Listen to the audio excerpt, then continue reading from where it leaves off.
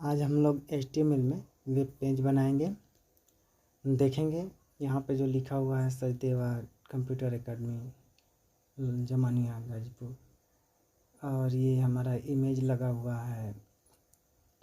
इस इमेज को भी देखेंगे कैसे लगाया जाता है। HTML में जो इस वेब पेज को बनाया है, ये पूरा इमेज को कैसे लगाए हैं, क्या किए हैं, इसको हम दर्शाएंगे। अभी आप लोग को ले चलते हैं स्क्रीन पे, जहाँ की जो टैग लिखे हुए हैं उस टैग को हम दिखाते हैं।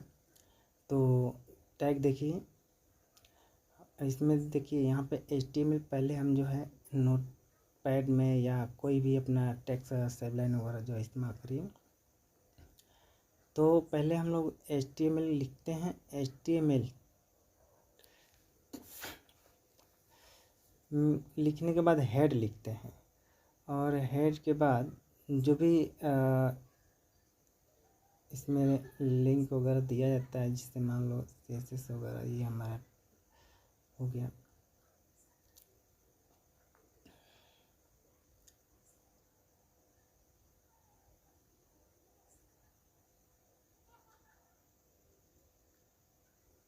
जैसे मान लो ये टाइटल भी दे देते हैं, टाइटल में कुछ भी नाम लिख देते हैं, जो भी बनाते हैं उसका नाम लिख देते हैं। जैसे मान लो इंडेक्स है तो इंडेक्स लिख देंगे, या होम पेज लिखना है, या अपना नाम जो भी लिखना है लिख सकते हैं।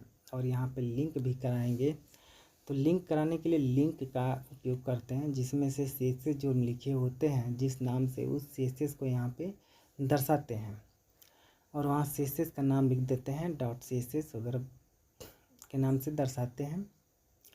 उसके बाद हेड को बंद कर देंगे। तो हेड को बंद करेंगे, और हेड के बाद बॉडी पे चलते हैं। बॉडी में आएंगे तो एक ड्यू डिफाइन करेंगे। ड्यू में क्लास देंगे, जो क्लास के अंतर्गत कुछ भी लिख सकते हैं, कुछ भी नाम दे सकते हैं। अपना एक मान लो स्टाइल नाम दे दिए, अपना भी नाम दे सकते हैं। तो यहाँ क्लास देने का मतलब होता है कि अगर आप कुछ भी डिफाइन करते हैं, मान लो ये सेंटर है, सेंटर का इस्तेमाल करते हैं। कोई भी वर्ड हो, इमेज हो, उसको सेंटर में ले जाने के लिए इस्तेमाल किया जाता है।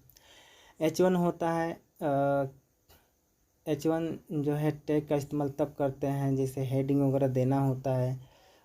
तो हेडिंग में कई तरह का है, जैसे H1 हो गया, H2 हो गया, H3 हो गया, H4 हो गया, H5 6 तक होता है। ऑलरेडी जो है 6 तक होता है। BR का टैग हम लोग इस्तेमाल करते हैं, जो कि BR टैग उस समय लगाते हैं जब लाइन को जो है एक सर्किल से लाइन जा रही है, उस सर्किल से पीछे हटाने के लिए किया जाता है, उस वक्त किया जाता है।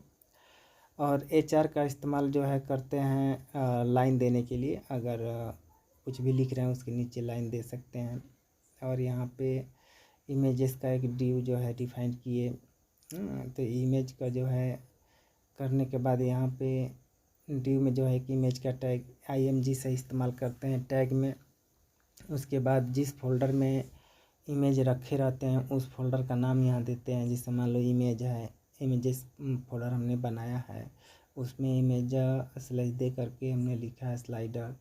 PNG है तो PNG, और जो भी है मतलब JPG हो तो JPG। उसके बाद ड्यू को बंद कर दिए, हेड को बंद कर दिए, बॉडी को बंद कर दिए। उसके बाद हम इस सारी चीज़ों को बंद करने के बाद यहाँ ओपन करते हैं, देखते हैं कि हमारा देखो इमेज ऑलरेडी आ चुका है। और इमेज आया है, इसको बढ़ाना घटाना है तो उसके लिए CSS में जाएंगे। एक CSS अलग से फोल्डर बनाए हुए हैं, और उसमें CSS जो है एक फाइल बनाया है।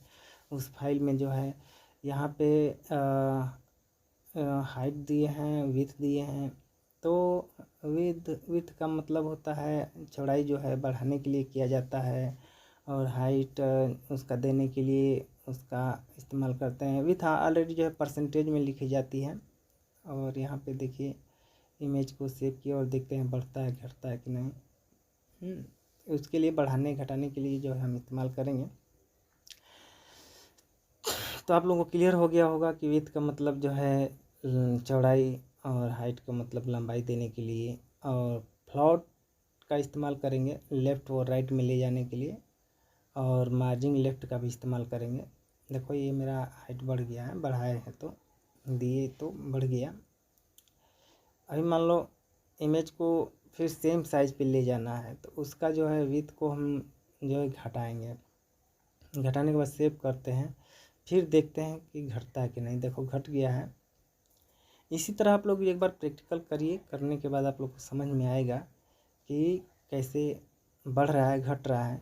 लेकिन क्लियर जान लीजिए कि विड्थ का मतलब चौड़ाई देने के लिए होता है, वो परसेंटेज में ऑलरेडी 25% या 100%, 100% में ही रखा जाता है ऑलरेडी, उससे कम नहीं, अधिक नहीं रखा जाता है। और जो भी साइट बनाते हैं हम लोग तो उसमें जो है 100% ही रखते हैं, उससे कम नहीं रखते हैं। और यहाँ पे स्टार देख करके और उसके बाद ब्रैकेट बंद करते हैं, और उसके बाद उसमें पैडिंग हो गया, मर्जिंग हो गया, उसको 0 पिक्सल से, ताकि जो है एडजस्ट।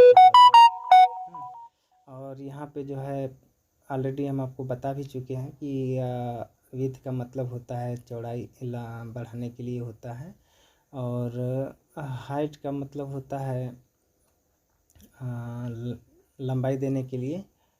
हाँ, और ये फ्लोट का मतलब होता है कि किसी ऑब्जेक्ट को जो है या जो भी है उसको हम लोग लेफ़्ट या राइट में ले जाने के लिए करते हैं उपयोग। और मार्जिन लेफ़्ट का मतलब होता है कि उसको भी लेफ़्ट और राइट में ले जाने के लिए किया जाता है, ये उसके नीचे ले जाने के लिए टॉप का इस्तेमाल करते हैं, और ऊपर ले जाने के लिए मार्जिन लेफ़्ट का इस्तेमाल करते हैं। तो आपको समझ में आ गया होगा।